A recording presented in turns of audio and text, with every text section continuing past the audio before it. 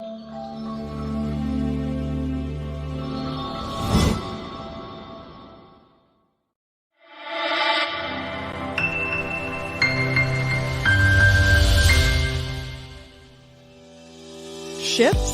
or Ship Z? Only you can decide. Find out more at shipzorz.com.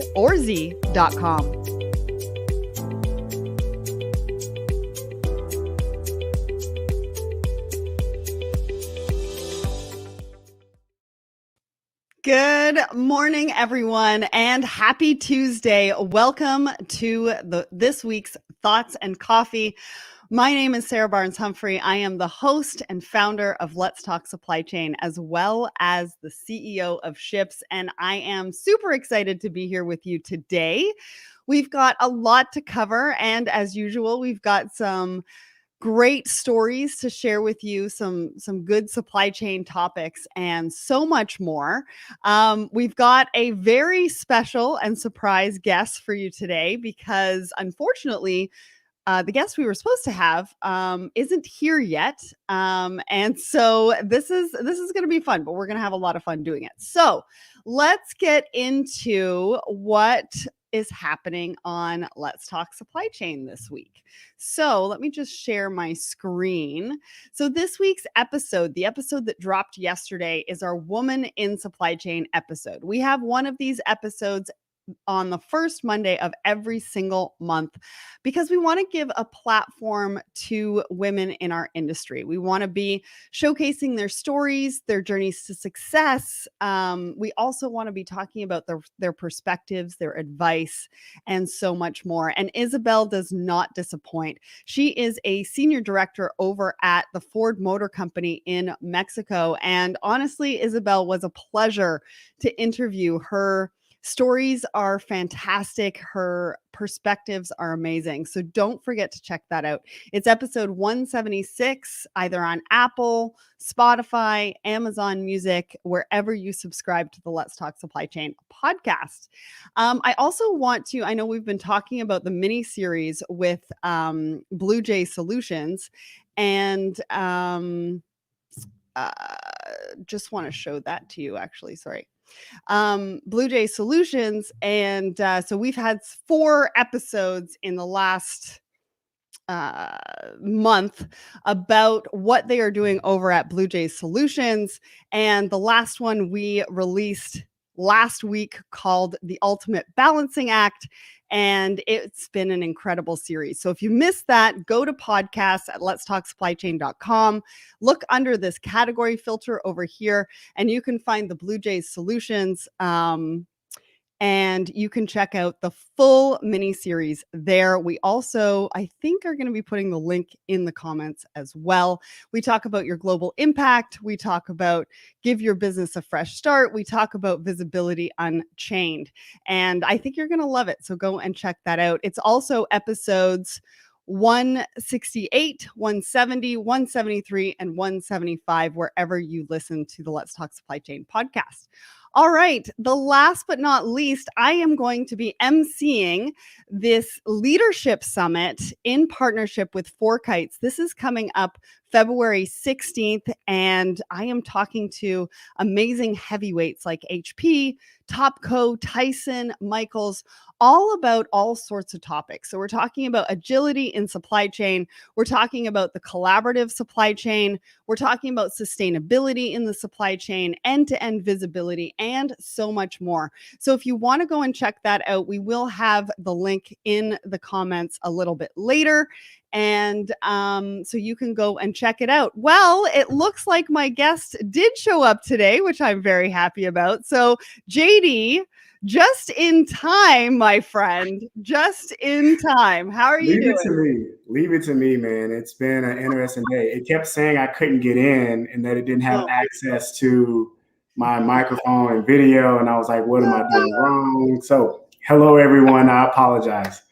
It's all good. Honestly, I don't bring you up on stage until after I do the introduction, but it did throw me off a little bit because I saw your email on LinkedIn and I think I might have put that on the screen a little bit earlier. So it's all good. It's one of those days, So how are you doing? Do you want to introduce yourself and let everybody know who you are?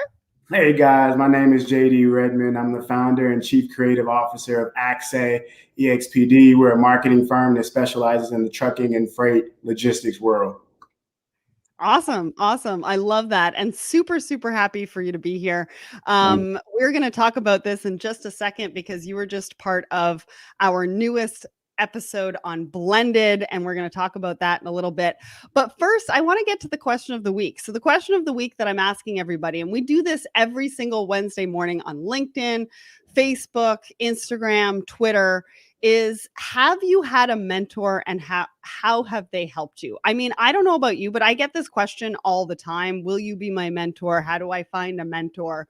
And so I think it was a really interesting question to pose. So what do you think about that? Have you had a mentor? How have they helped you? How did you find them? I'll start with currently right now, we mentor about 25 to 30 different minority youth in the city of Dallas. That's through an organization called True Sons and Daughters. It's something where we go out and we find those youth that may not have access to what you would deem, college professionals, or maybe parents who didn't go to have careers or didn't seek education past high school. We help them out. So I believe in mentorship 100%. I have a mentor now. I have about 4 of them, and I specifically set them up in different categories. So I have my logistics mentor, who's Jim Coffrin, more than 35 years in the logistics industry. I have my pastoral mentors, and then as well as my marketing mentors. So I believe in them. And the way you go find them is you make yourself a mentee. Like you legitimately put yourself in the realm of it. So I started off kind of like that, Sarah. I would say, hey, can you be my mentor? And it's kind of like an awkward question to ask someone because it makes them think like, do I want to invest? Do I want to do this? Versus if I wanted you to be my mentor, I would say, hey, Sarah, how can I help you with what you have going on? Let's talk supply chain. Oh, well, JD, I really just need some, let's say it's marketing help, which you don't need that, but that's my thing. Marketing help. Awesome. Sarah, look, I'll do your graphics for you, whatever you need. Just contact me and build that relationship with her, build that relationship of rapport, trust, so that she can say, I think I like JD enough to want to instill in me the goodness of Sarah. That is amazing advice. And I try to say this all the time, is that you've got to bring value. It's not just about going to somebody and saying, hey, can you be my mentor? It's about showing value. So if you haven't engaged with any of their posts, if you haven't commented, if you haven't done even any of that, and then you come out and be like, well, can you be my mentor? And you're like, well, I don't really know who you are. I haven't seen you around on LinkedIn or social media or anything like that. I think the other thing too is when we do lend our time to somebody and they want to be mentored, sometimes I ask them to do something to see their work ethic. Because if they can't do that, then I can't put my time to it, because it's my time is extremely valuable. I've got a lot of things going on and I do want to mentor, but you have to be ready for it and you have to put the work in. I think that's the point that a lot of people aren't ready for, Sarah, is that they think it's just going to come freely, or they think I see this person at a trade show, I walk up, shake their hand, and now they're going to be my mentor. For me to want to pour, which mentoring is truly saying, here's the pain I've been inflicted, here's what I've gone through, and it was horrible trials and tribulations. Let me give you this goodness for free, so that you can avoid those traps in life. Well, that means I have to open up about some things that may be sensitive to me in my journey. And I have to know that it's also a safe place for me to instill that into you. Yes, exactly. Exactly. So before we go on, I just want to say hello to people on my personal LinkedIn. Peter, I want to say hi to you. Davin, it's really good to see you. He says it's good to see you, JD. Kevin, Andres, Aaron, Miriam. We've got a really great discussion happening over on my personal LinkedIn page. So thank you all for joining us this morning. So the next thing that we're going to get to is my thoughts and coffee post. So we talk about this every Tuesday. I do a thoughts and coffee post just to incite different conversations on LinkedIn about various different leadership topics. So they're not always about supply chain, they're more about business and leadership. And so the post that I created on Sunday was really around collaboration, because I was sitting there thinking, and I'm like, wait a second, I talk about collaboration all the time, but we don't really talk about how to get there and what it takes to get there. Like, I talk about it like it's so easy, but in the end, it's really not as easy as just, saying the words. And so I wanted to talk about that. And I wanted to talk about, being kind to ourselves, understanding what collaboration means, what feelings that it can drum up, and the negative feelings, not just the positive, right? Because you go into a relationship and it's like honeymoon phase and everybody's like, rah, rah, rah, rah, rah, I'm going to do this and I can do that and I can do this. And then eventually things start to settle and, external factors could make a play. You've got negative thoughts, you've got positive thoughts still. And so I wanted to really talk about that and talk about how we could get over that. So I know I tagged you in the post. When you read it, what were some of your thoughts on this? Is there anything that you kind of want to add to what I wrote about? The first thing that popped in my mind is this is exactly what a lot of employees and organizations that are large, and they may be coming in at the entry level or they may come in mid-tier, they don't see that this is 100% a skill set in the C-suite and the VP realm. When it comes to collaboration, it isn't so much that our platforms or SaaS solutions can work together. It's also, can we want to be in the same room together? Are we speaking the same language? Although Sarah and I are on the same show, this collaboration took place over months. She's watched my posts, I've watched her posts. She's enjoyed my posts, I've enjoyed her posts. And we both were collectively kind of getting that data, like, this may be someone that I want to deal with, because when she reached out, it was an instant yes. But if I would have seen some of her previous things and said, that's really not someone that I want to collaborate with, it's an executive decision where I would have said, hey, Sarah, I really appreciate the opportunity, but it just doesn't seem like it's the right fit for me. This happens every single day in the C-suite and the VP realm, especially when you look at CXOs, the Chief Strategy Officer, that's their life. Right. So that's where you took me. I went into the realm of politics and business world. So okay, all right, I like that. I mean, because collaboration is not just in business; it's also our personal relationships. I mean, it kind of.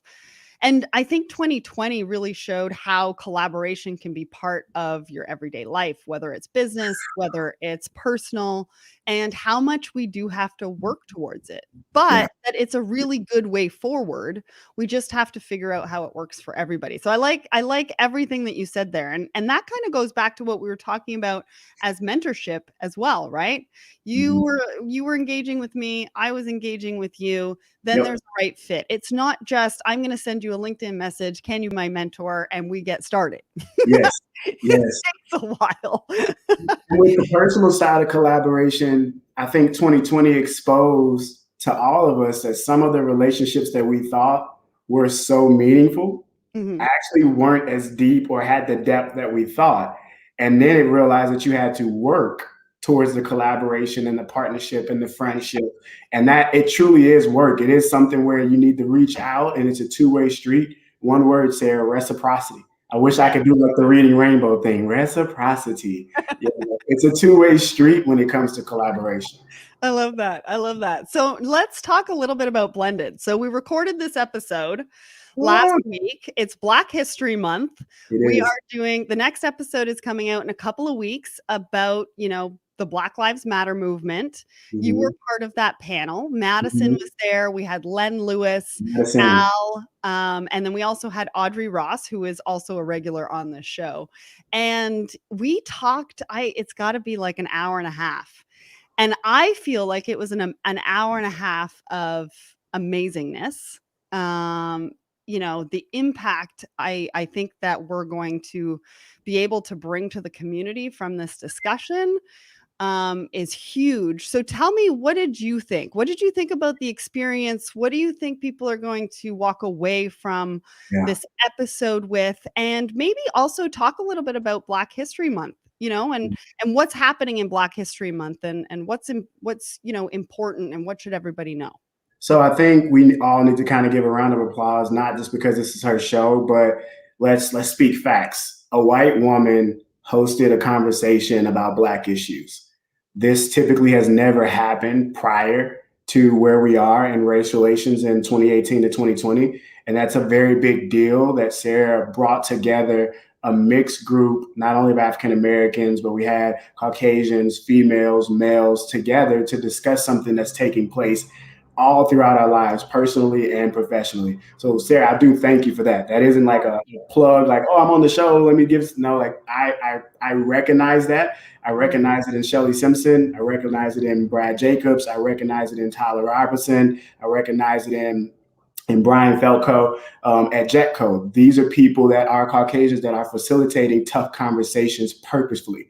When we were discussing what it was like to have the Black Lives Matter movement, it was intriguing to see that although we didn't know each other, we were all against Black Lives Matter being grouped into the rioting and the vandalism and things that were not the case. Black Lives Matter was supposed to be a peaceful protest and usually was peaceful, but some organized criminals use that to mask their own activities. Right. To sit there and be able to have a conversation of what it's like to be African American in America, but we took it a step further. We began to discuss darker skin all around the world. It's frowned upon in India. It's frowned upon in Europe. You have some subcultures in Africa that frown upon dark skin, although that is where the dominant gene originates. And so we just began to ask the question, why? What was done? How can we fix it? And I think we all came together to say, if you are someone asking, how can I fix it? Yeah. Let's do a little research. Let's look back at Rosewood. Let's look back at Tulsa. Let's look back at some of the things that happened in history that our history books don't, I won't say push, but they don't put to the forefront. Black people just weren't slaves. There were more to our history than just slavery. And to have that conversation with you, Sarah, was beautiful. Beautiful. Yeah, I really, really enjoyed it. It makes me emotional again today. I was emotional on the day. I'm emotional today talking about it. And I remember at one point in the discussion, I looked at you, JD, and I was like, what questions can I ask you? Because we were talking about like, how do we be a good ally? And what does that mean? And what can we do or not do? And I just looked at you, I was like, what questions? Like, are you okay with me asking questions? Like, yes. What questions can I ask? But it was also around, okay, wait, let's do some research first. And then let's ask the questions that we, from the research that we've done, that we may or may not understand.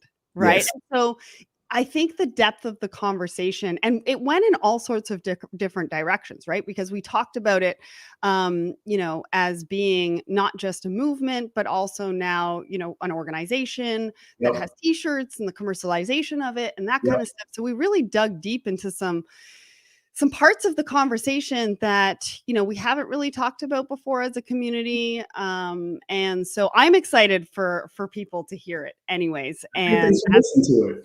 Yeah, just listen to it. I think that it's going to be a great episode. It's coming out in 2 weeks, I think, on a Wednesday afternoon. So we'll be tagging everybody, and everybody can see that so that they can take a listen to that episode.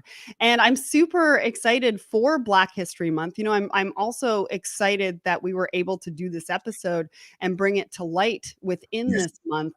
Yeah. What excites you about this month? What are you doing in Black History Month? So I think this year and previous years, I wasn't as intentional to just embrace me, and so you would have never caught me wearing a fitted hat, but this is JD outside of the office of my 3-piece suits. You have never catch me really showing a chain, because that wasn't JD. When we discuss these things, Black History Month, it just makes me feel like this is the one month that I can fully be just JD. Right. Yes, I like to dress in fitted hats, T-shirts, ball shorts, and some slides. Yes, I have 3-piece suits. Yes, I'm an executive. There's so many different facets to me, but I think African Americans in America are finally feeling comfortable just to be them and saying, guys, we're not a threat if we look more ethnic than you're used to. It's just something that we used to hide. And so within Black History Month, you want to highlight the inventors, the people that have pushed forward. I always tell my mom, thank you. She's Dr. A.Y. Redmon. She's a principal.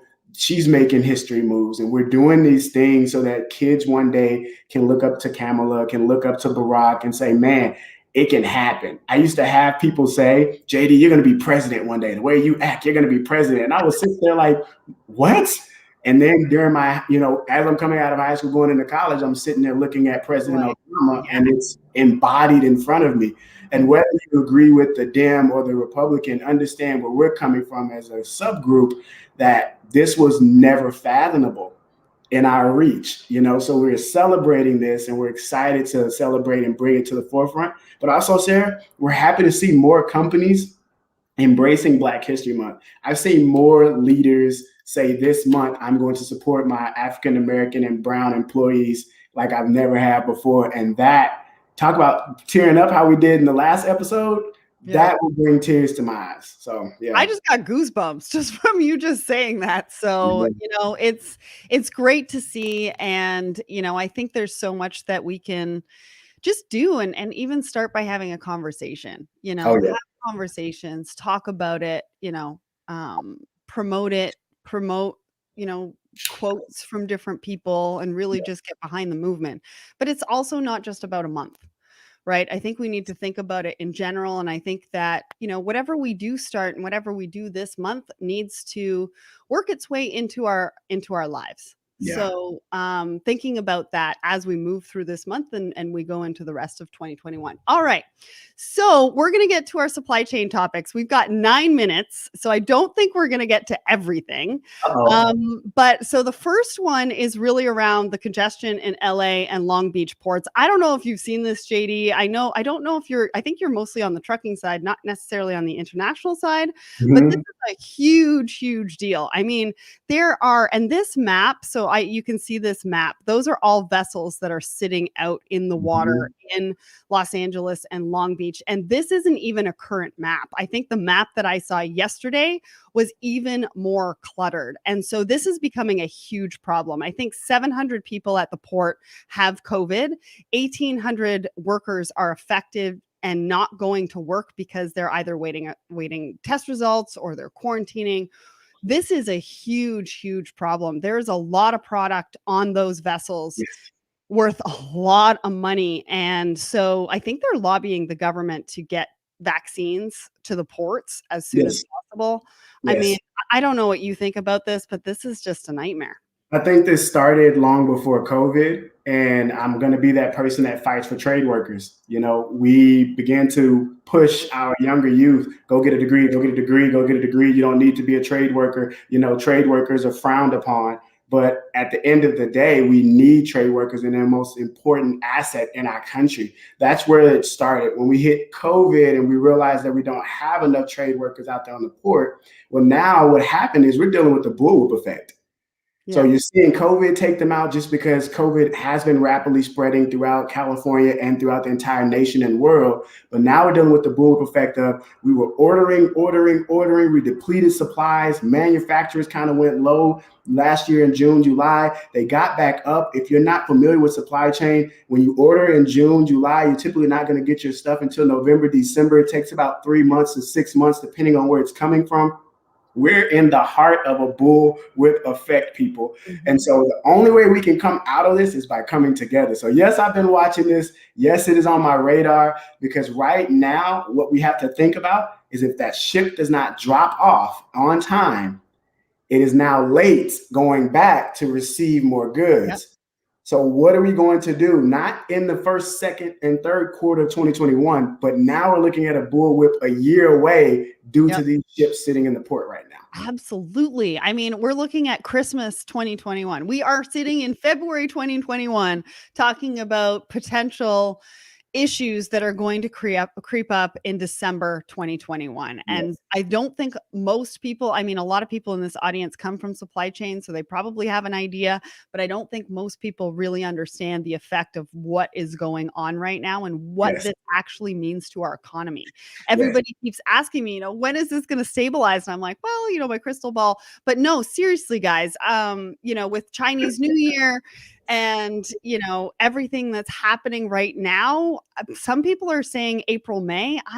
I'm saying, we're looking at late third quarter into the fourth quarter at least before it stabilizes. So it'll be interesting. Buying patterns stabilize. Yeah.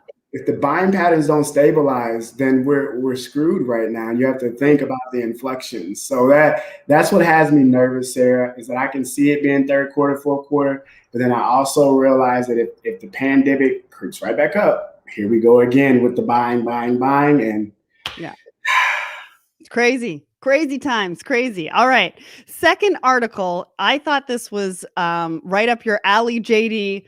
I used to work for Apple.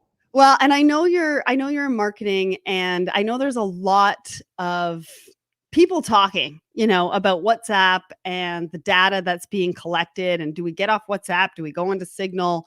Facebook is now, talking trash and smack against Apple because of what they're trying to do around data privacy. If we're a supply chain company, what do we need to know about this? If we're a consumer, what do we need to know about this? What do we need to keep our pulse on? So right now, keep the post on the two majority leaders, which is going to be Tim Cook, it's going to be Zuckerberg. The reason why you're seeing this to have a hash out, or they're having these arguments, is because right now the data breaching of their platforms is what they're trying to fog away. We're all supposed to be so secure. We're all supposed to be able to contact our loved ones and no one else know about it. The fact of the matter is there's a digital dust trail that follows all of us. It's the reason why I can retarget from you being on Sarah's show, and then 2 days later, you're going to see a supply chain ad on your Google or on your Amazon. It's because I'm following you, your very move. We're in the age of data. And let's be honest, Sarah, what the true thing is that they're trying to figure out, how do you price data? Data is actually the currency of the world right now. We say it's money, we say it's gold and silver. It's not. Data on your persona, figuring out what Sarah's going to do in 21 days is more precious to me to know her buying pattern 3 weeks from now than it is for me to know how much money's in her bank account. Because I can then dictate where she puts that money in 3 weeks due to retargeting and aggressive nurturing campaigns. It's all about the data, Sarah. Yeah. I've talked to a lot of people, and I've even said, data is the new oil. And some people are like, what? Like, really? I'm like, yeah, data is the new oil. Like, let's get our data houses in order. Let's get it working for us so that we can do better business in the future, because that's what it's all about. Yes. All right. So last but not least, we've got 3 minutes to talk about this last one. And this one's kind of funny. So everybody knows that I love the hustle, and I picked this article because there's a supply chain component to it, but I don't know if you guys have ever heard of this fish, but the fish is called, what is it called? Arowana, which is the most valuable aquarium pet out there, and it could cost as much as a Ferrari. The trouble with the supply chain around this fish is that it's farmed in Malaysia. Sometimes it's farmed in China. And in the US, it's illegal. But in Canada, it's legal. And mostly around the world, it's legal as well. So shipping is not too much of a concern, except for if you're going into the US.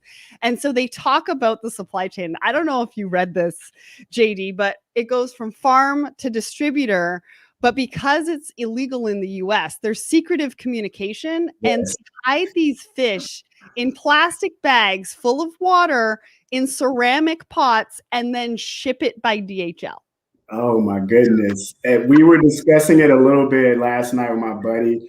He's a dog breeder, so he's always watching the animal stuff. And I mean, these things can go for $25,000, $30,000 a fish. They are banned. But then you have some that go up to almost 400 grand, 500 grand for the fish. It just depends on where they're coming from. I think sometimes when the pandemic pops up, the weirdest things become valuable. GME became valuable. AMC became valuable. So I think this is just another Bitcoin-esque thing, but it is completely supply chain. They're pretty. They're pretty. They're pretty. Yeah. They look like my goldfish I can get at Petco, but that's just me. I'm just a country boy, people. I don't want you to feel like I know everything, but well, and this exchange is the elusive, secretive exchange about the fish. And so I thought it was really funny to show, because it's like, for the first shipment, you get 8 pieces. So 8 fish. And shipping is $550 US. And this was the guy that shipped it in plastic bags with water inside ceramic pots via DHL. And I'm thinking to myself, is ceramic pots really the best thing that you should be shipping fish in a plastic bag with water? Because, and by DHL, I mean, if it's a parcel, it's it's probably going to get damaged and broken, right? Like, why ceramic pots? I don't know. I think I've seen in one of my, I can't even hate to say this, one of my just kind of like, shh, don't tell anyone. I love watching Border Patrol. I can watch it all day long and seeing people be creative and trying to cross the border with some of these things. I mean, it's hilarious. They typically can find it. If you do make it past it, congratulations. But guys, it's a fish. Like, Well, and just try something other than ceramic pots. Like, I'm scared for the fish with ceramic pots and being shipped by DHL. I mean, or any form or fashion from China to the US. Just don't use ceramic pots. If anybody has any other suggestions for them, we do have the article in comments. I think they mentioned the guy. Email him and be like, "You're a supply chain professional. Let me help you." Or maybe not because it's illegal. They actually had that. I mean, I think it was a Chick-fil-A manager ran over and helped the COVID lines kind of shrink down. Supply chain guys can be used everywhere. So if you got it, help these people stop shipping in ceramic pots. We are problem solvers. Yes. Through and through. Well, listen, JD, this was so much fun. I'm so glad that you were able to join me today on Thoughts and Coffee. And everybody else in the audience, there was a massive conversation going on my personal LinkedIn. So go and check that out because they are saying some amazing things over there. And thank you all for joining me today. Audrey Ross will be back next Tuesday with me on Audrey. Coffee. Yeah. And we'll be talking all sorts of amazing and strange things as usual. Have a great day, everybody.